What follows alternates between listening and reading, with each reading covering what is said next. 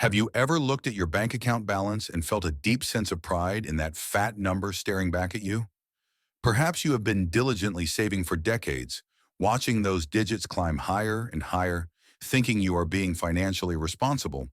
But what if I told you that keeping too much money in your bank account might actually be the worst financial decision you are making right now? What if that safety net you think you are building is actually a financial trap that is quietly stealing your wealth while you sleep? Most people would call me crazy for suggesting there is such a thing as having too much money in the bank. After all, we have been conditioned to believe that cash is king and that a big savings account balance equals true financial security. But here is the uncomfortable truth that your bank definitely does not want you to know. Every single day that your money sits in that account, it is losing its power. It is not just losing a little bit, but it is losing enough to impact your future in ways you probably have not considered. My name is your guide on this journey, and I spend my time thinking about why most people's financial strategies are completely backwards. If you are someone who actually wants to understand how money works instead of just hoping everything will magically work out, then you are in the right place. Before I reveal the exact dollar amount you should never exceed in your bank account, let me paint you a picture of what is really happening. While you are sleeping peacefully, thinking your savings are safe and sound, inflation is working the night shift. It is systematically reducing the purchasing power of every single dollar you have worked so hard to save. Think of it like having a slow leak in your financial tire that you cannot see, but that is constantly deflating your wealth. The Federal Reserve has a target inflation rate of 2% annually, but that is just a number on a piece of paper. If you have $10,000 sitting in a typical savings account, earning almost zero interest, you are effectively losing your power every single year. That $10,000 might still say $10,000 on your screen next year, but it will only buy what $9,800 buys today. And here is where it gets really painful for those of us who remember what things used to cost. A simple meal that cost $8 just a few years ago now costs $12 or $15.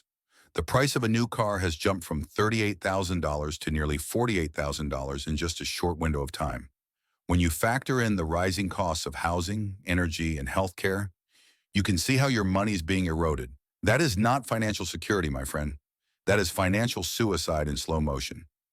So what is the magic number? What is the maximum amount you should keep in your bank account before you start damaging your financial future?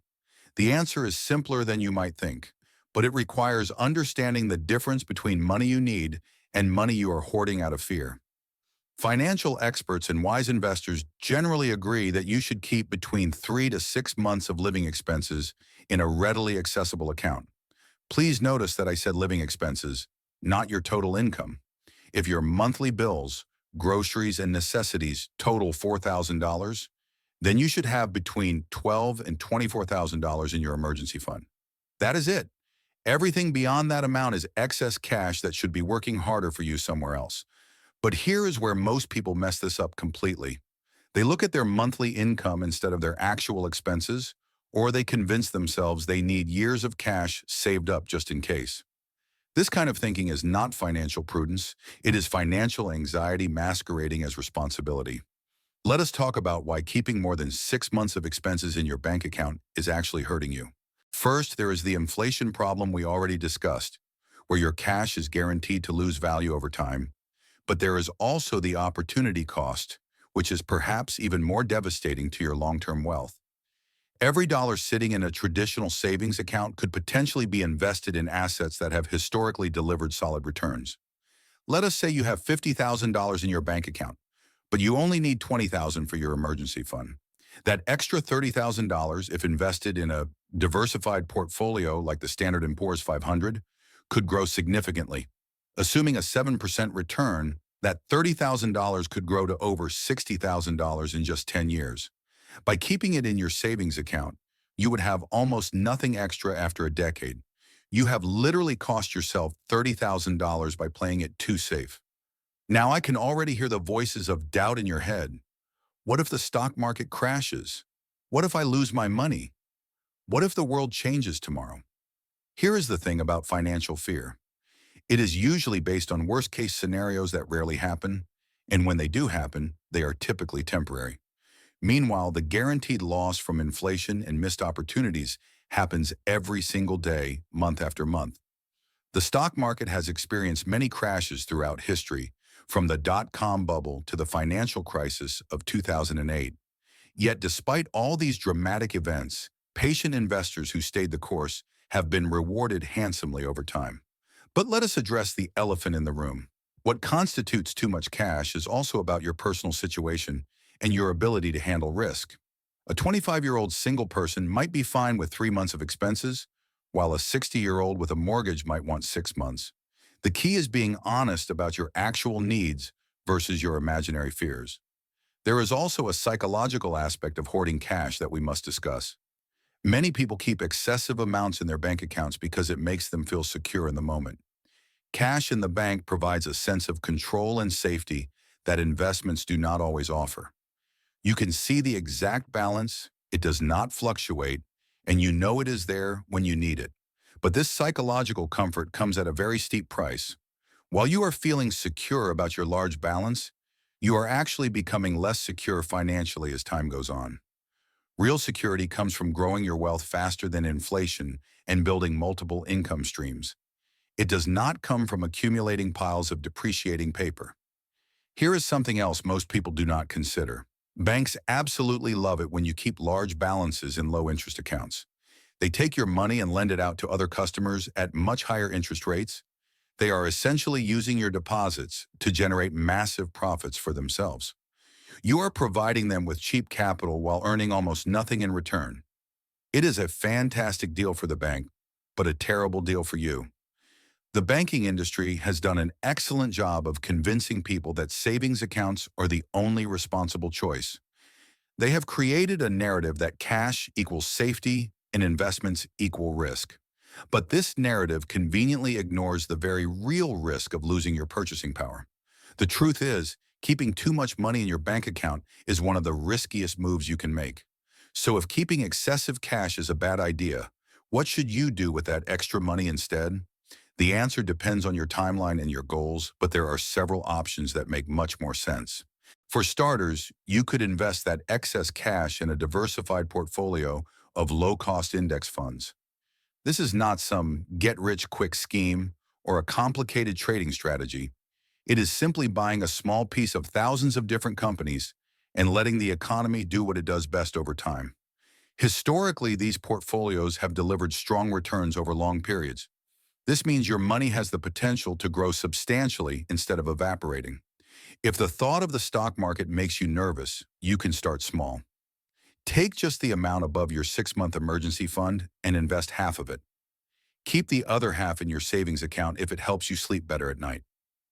As you get more comfortable seeing your investments grow, you can gradually shift more of your excess cash. Real estate is another option worth considering, though it requires more capital and effort. If you have enough excess cash, you might consider rental properties or real estate investment trusts that pay dividends.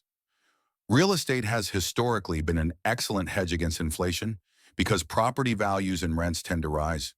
For those who want to invest in themselves, that excess cash could fund education or new skills. The return on investment from learning a new skill can far exceed what any traditional investment offers. That $20,000 sitting uselessly in your bank could fund a certification that increases your income for life. But here is where many people get paralyzed by analysis. They spend months or years researching the perfect strategy, waiting for the ideal moment to start. Meanwhile, inflation continues eating away at their power every single day they delay. The perfect investment strategy does not exist, and the perfect time to start was yesterday. The second best time is today. You do not need to have everything figured out before you begin. You just need to move your money from assets that are guaranteed to lose value into assets that have a chance to grow. Now let us talk about what happens when you actually implement this strategy. First, you will probably feel a little uncomfortable, and that is completely normal. You have been conditioned for years to believe that a high bank balance is the only way to be safe. Reducing that balance might trigger some anxiety initially, but this discomfort is actually a good sign because it means you are breaking out of your comfort zone. Within the first year, you will likely notice a significant shift in your mindset. Instead of focusing on accumulating cash, You will start thinking more strategically about growing wealth. You will become more conscious of inflation and opportunity costs. You will start making financial decisions based on math and logic rather than fear and emotion. This shift in perspective is often more valuable than the actual investment returns. It changes how you approach money for the rest of your life. Here is something that might surprise you about emergency funds. The people who are most worried about not having enough cash are often the ones who never actually need it. They have created elaborate worst-case scenarios in their heads that never actually materialize. Real emergencies are usually much smaller and more manageable than we imagine. A car repair might cost $1,500, and a medical bill might be a few thousand. Even a job loss, while scary, rarely requires you to withdraw $50,000 in cash instantly.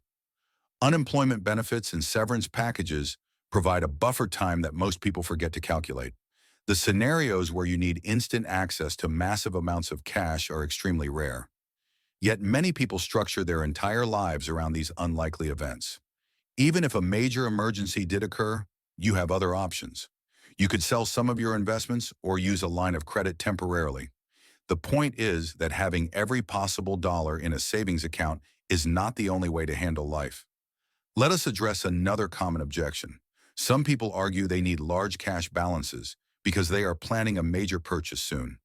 This makes sense if you are buying a house or a car within the next 12 months. In that case, keep that money in a high-yield savings account where it is safe and accessible. But if you are talking about a purchase in the vague future, you are just using it as an excuse to avoid investing. A better approach is to keep money you need within 2 years in cash and invest everything else. The wealthy understand something about cash that most people miss entirely. They see cash as a tool, not as the ultimate goal. They keep enough to handle immediate needs, but they do not hoard it like a dragon guarding a cave. They understand that cash flow is more important than cash accumulation. They would rather have assets generating monthly income than a huge pile of money earning nothing. This brings us to a very counterintuitive aspect of building wealth. The less excess cash you have sitting around, the more motivated you become to create new income. When you know your reserves are purposeful and lean, you are more likely to pursue a promotion or a side business. Having too much cash can actually make you complacent and less driven to improve your situation. There is also a principle called Parkinson's Law, which states that expenses expand to fill available income. The same applies to cash reserves, where the more money you have in your bank, the more likely you are to spend it on things you do not need. When you keep your cash reserves lean, you are forced to be more intentional with your spending. So let us be practical about how you can start today. You do not need to withdraw all your money and throw it into the market tomorrow morning. That would be reckless and might cause you to panic if the market dips shortly after. Instead, create a systematic plan to gradually reduce your excess cash over time. Start by calculating your true monthly expenses for essentials like housing, food, and utilities. Multiply that number by 6 to determine your maximum emergency fund target. Everything above that amount is officially excess cash. Once you have identified that amount, do not move it all at once. Transfer about 25% of that excess into your chosen investments every month for 4 months. This approach, called dollar cost averaging, reduces your risk and helps you get comfortable with the process. During this transition, you might experience what I call cash withdrawal syndrome. You will check your balance and feel a momentary panic because the number is smaller than you are used to. This is normal, and it will fade as you watch your investment accounts begin to grow. Think of it like taking off the training wheels on a bicycle. It feels scary at first, but eventually you realize you are much faster and more stable without them. As your excess cash gets deployed into productive assets, you will start seeing opportunities everywhere. Maybe you will spot a great deal on a property because you are no longer emotionally attached to your savings balance. The psychological shift from a cash accumulator to a wealth builder is profound. Instead of asking how much you can save, you will start asking how much wealth you can create. Instead of feeling proud of a bank balance, you will feel excited about your net worth growth. This mindset change alone will transform your financial life for decades to come. So what does the optimal bank account balance actually look like in practice? For most people, the sweet spot falls somewhere between $15,000 and $45,000. The key is tying this number to your actual needs rather than an arbitrary amount that makes you feel good. Some of the wealthiest people in the world keep surprisingly little cash in their bank accounts. They understand that cash is like ice cream on a hot summer day. The longer you hold on to it, the less valuable it becomes. They keep enough for immediate needs, but everything else is working hard in businesses or real estate. This does not mean they are reckless. It means they have learned that true security comes from growth. They have learned that sitting on a pile of depreciating cash is the ultimate risk. So my final advice to you is simple. Keep 3 to 6 months of expenses in your bank account and put every other dollar to work. Do it before inflation turns your financial fortress into a house of cards. Your future self will thank you for making your money work as hard as you do. Stop letting the bank get rich off your fear and start building the wealth you actually deserve. Thank you for spending this time with me today, and I look forward to seeing you in our next discussion.